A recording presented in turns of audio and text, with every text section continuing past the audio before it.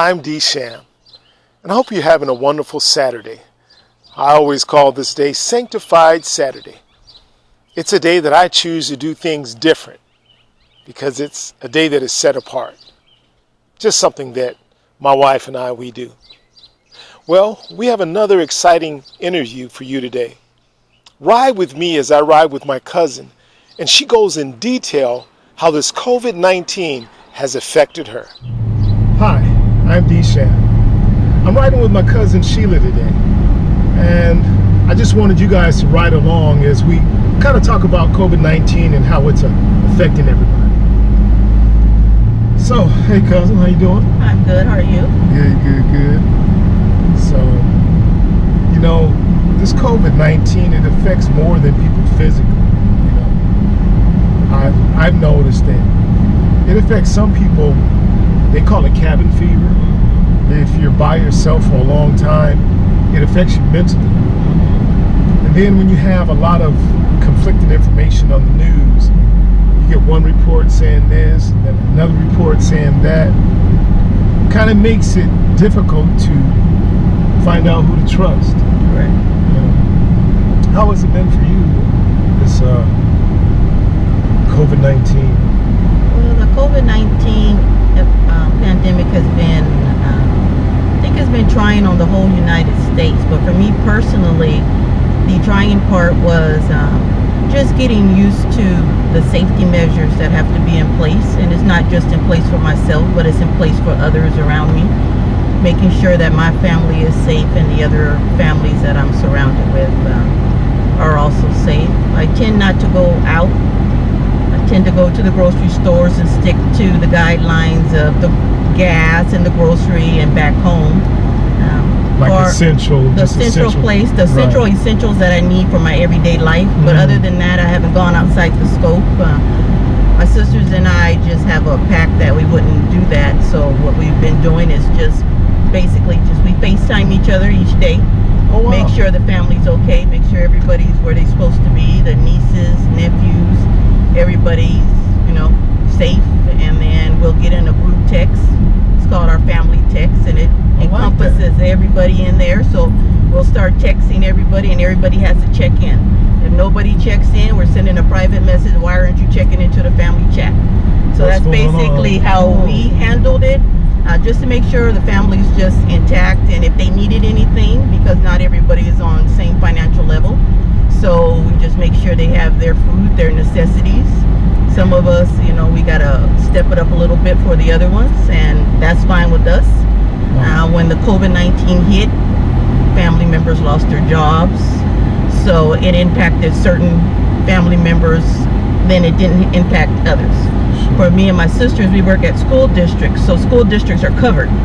So we kept all of our benefits, we kept all of our pay, so it didn't impact us financially, but it did impact other members of our family financially. So we had to step up in that ways.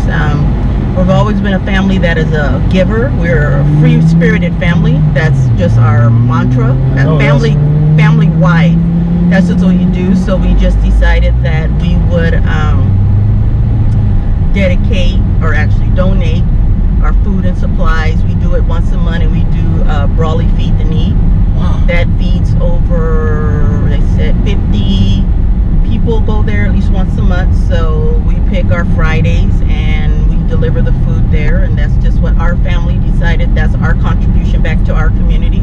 We chose Brawley because that's where we were born and raised, so this is our home community. So that's how we've been handling it. I'm not a person that works from home very well.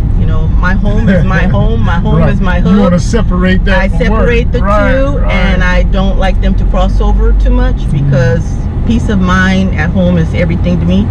So I'll go into the office about 6 hours a day, work from the office. Our office is in human resources. It's locked down. We have our own private offices.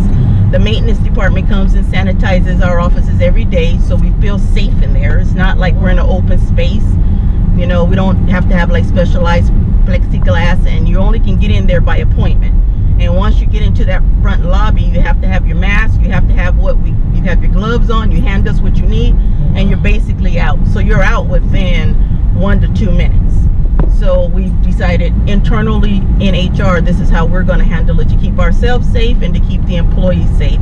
The employees have been off work since March, so we don't have interaction with the employees. So the employees are basically just coming into the office if they have to drop off a change of W-4 or something relating to their pay warrant or something of that nature. If they have any questions, we don't deny interaction with them, but we just ask for them to use all measures of safety.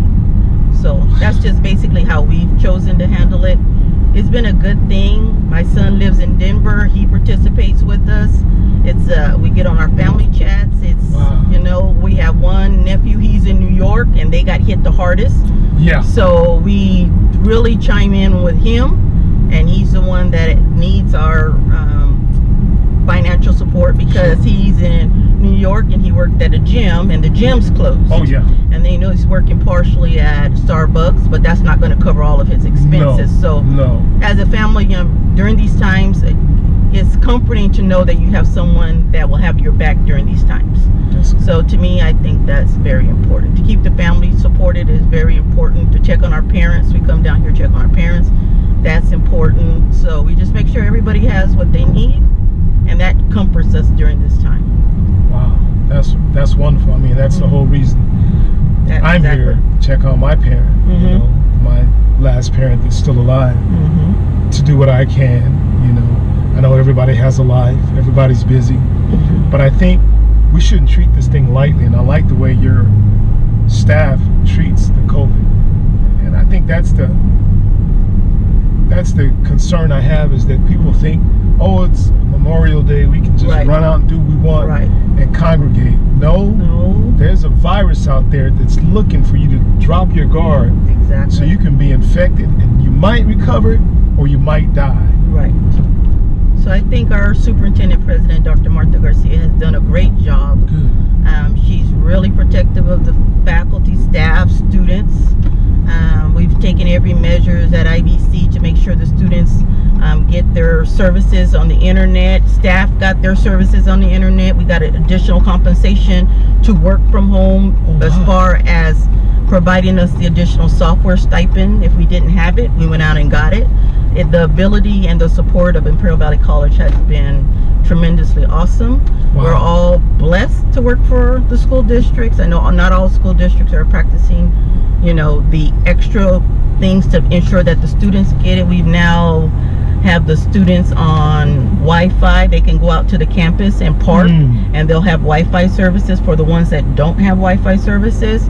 So it's just been awesome, the support of Imperial Valley College. It's been awesome that we have our Zoom meetings.